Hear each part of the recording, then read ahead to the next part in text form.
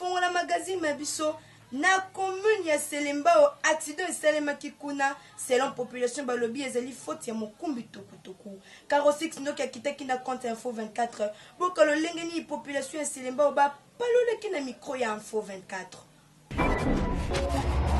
Accident de circulation monene oyo bozali komona eza bongo grand car oyo ba pesanaki bipwepwe na 207 oyo selon population balobi ke mokumbi tukutuku to pe wewa a causé accident yango boyo kalolenge nini population ya Selembao ba puati accident salami awa na commune ya Selembao to na kati ya commune ya Selembao accident na mutakreya weza mutamoto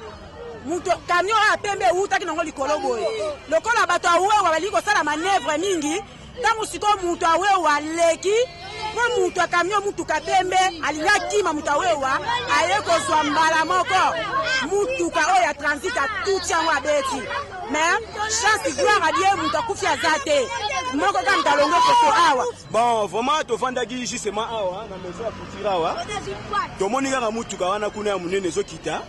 bon mutu mo ba moto bandeko azokumba moto ne tondia bandeko sa mo ba jeune prince alors transit wana ayaki po a parquer allez justement mutu dani Mercedes wana mutu kana munene camionnette wana tanga zoya amoni muta moto alenge akima muta moto tanga zo kima muta moto boye ala esko ko tutana na transit wana alors tanga tutana na transit wana ndiango mone se créer moi banini batuti masa mobo wana soki na mutu bakena hôpital mingi vraiment na opesa conseil na mimi ba motard bo muta sali de dégâts weza motard alors kuma moto ole azala vigilant ay bakia weza li prince accident tanga sa marié ba na raté on est azala justement na pantina ye azo sala ba jeune prince allez ayeko to causer to accident chauffeur wana ye ayeko tuta transit pona ko kima ayeko sauver ami ya motard wana kamga ya accident ba chauffeur bazanga maîtrise ba to moto bazanga maîtrise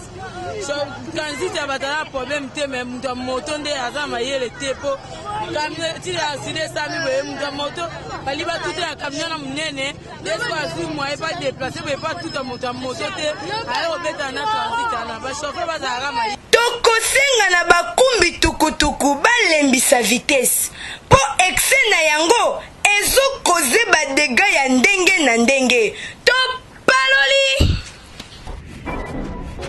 na commune ya Ngaliema na quartier bois di population bazali kolela kaka pona mayema tali lotiliki pe mai Joël Mumbala kitaki na compte info 24 bokolo lengeni population ya bois di ba puataki na micro ya info 24. Twana komina Ngaliema papa quartier bois di ngomba kikusa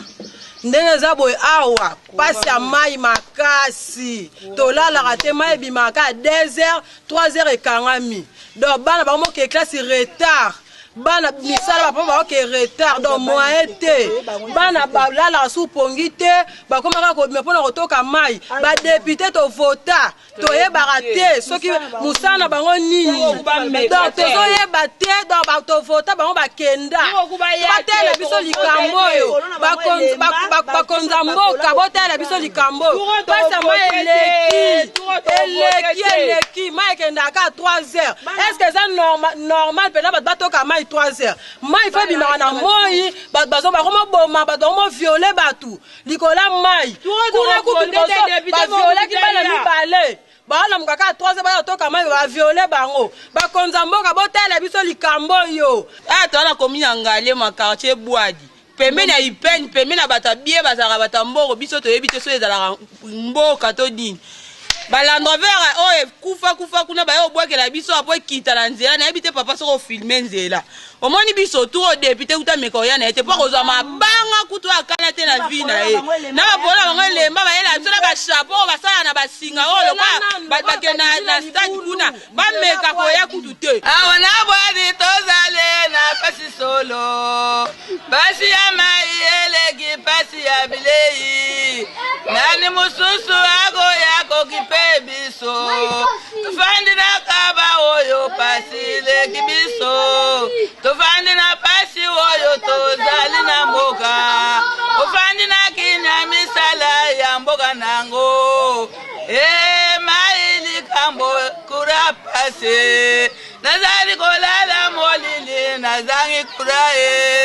likambo ya kura na maye pesi biso pasi bolo bila pasi liko